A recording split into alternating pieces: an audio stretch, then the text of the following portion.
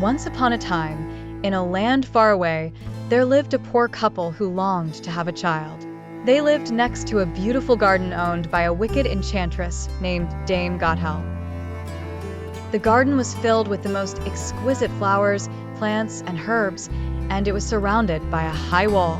One day, the wife, who was expecting a child, gazed longingly at the rampion, a kind of lettuce, growing in Dame Gothel's garden. She craved it so much that she began to waste away, and her husband, fearing for her life, decided to sneak into the garden to get some. He climbed over the wall at night and picked a handful of rampion. The wife made a delicious salad out of it and ate it with great delight. However, her craving only grew stronger, and the husband, terrified but determined to keep his wife healthy, returned to the garden.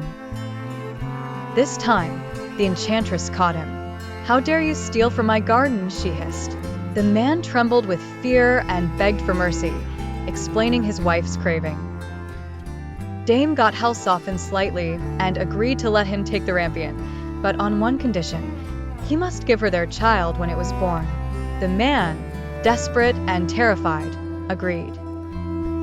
When the baby girl was born, Dame Gothel appeared, named her Rapunzel, and took her away. She raised Rapunzel as her own in a secluded tower in the middle of a forest. The tower had no doors or stairs, only a small window at the very top.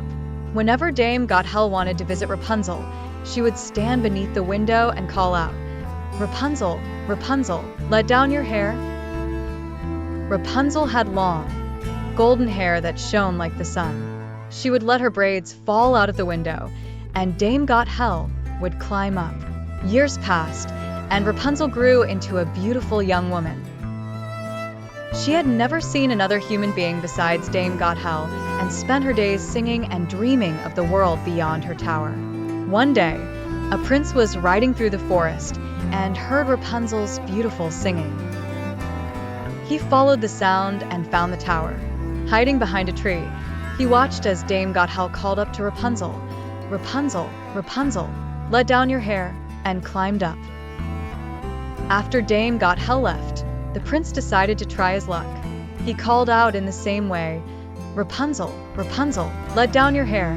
To his astonishment, the golden braids fell, and he climbed up.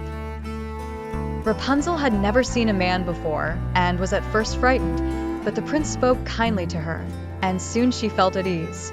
He visited her day after day, and they fell in love.